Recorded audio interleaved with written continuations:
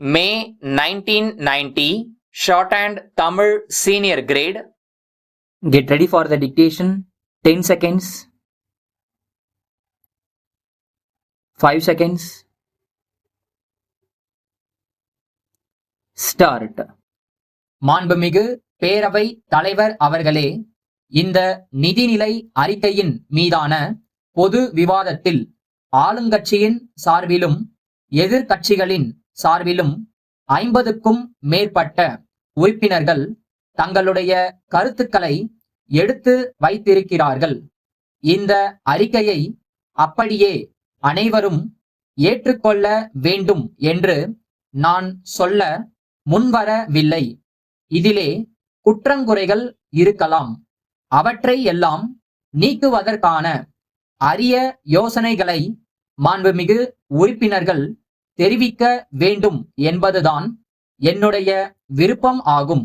பொதுவாக இந்த அவை முன் வைக்கப்பட்டுள்ள வரவு செலவு திட்டம் குறித்து நாட்டிலே உள்ள சில ஏடுகள் எல்லாம் எவ்வாறு கருத்து தெரிவித்திருக்கின்றன என்பதை சுருக்கமாக இங்கே நான் சுட்டிக்காட்ட விரும்புகிறேன்.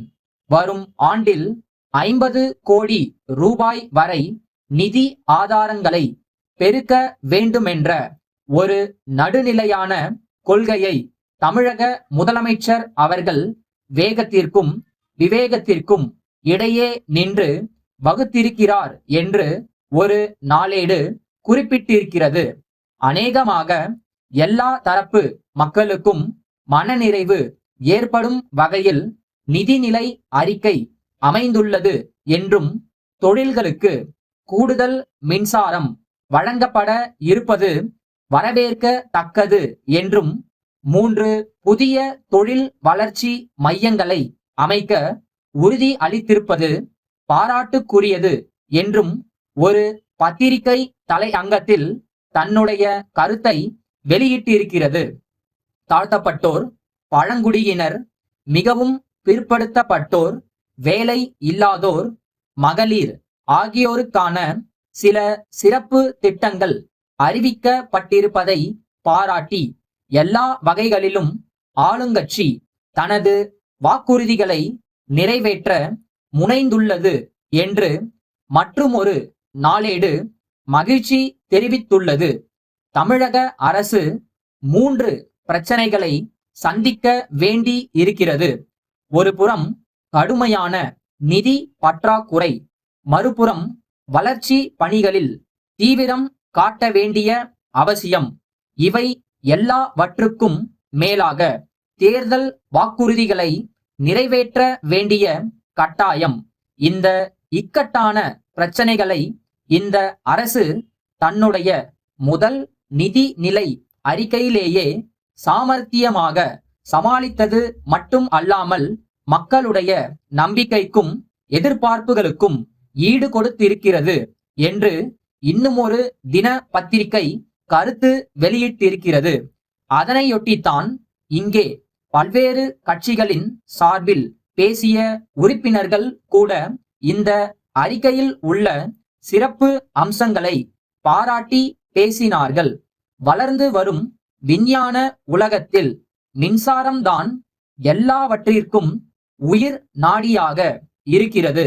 அந்த மின்சார உற்பத்தியிலும் அதன் தொடர்பாக தொழில் வளர்ச்சியிலும் அதனை கொண்டு வேலை வாய்ப்பை பெருக்குவதிலும், குறிப்பாக பின்தங்கிய மாவட்டங்களை தொழில் வளம் உள்ள இடங்களாக மாற்றுவதிலும் அரசு முயற்சிகளை மேற்கொண்டு வருகிறது என்று பொதுவாக குறிப்பிட்டு, நிதி கோரிக்கைகள் தனித்தனியாக அவை முன் விவாதத்திற்கு வரும்போது அந்தந்த துறைக்கு பொறுப்புள்ள அமைச்சர்கள் விளக்கம் அளிப்பார்கள் என்று கூறி உரையை முடிக்கின்றேன். சென்னை புனித ஜார்ஜ் கோட்டையில் உள்ள தமிழ்நாடு அரசு தலைமை செயலாளர் அவர்கள் தஞ்சாவூர் மாவட்ட ஆட்சியருக்கு 8/10/1986 தேதியிட்டு அனுப்பும் கடிதம்.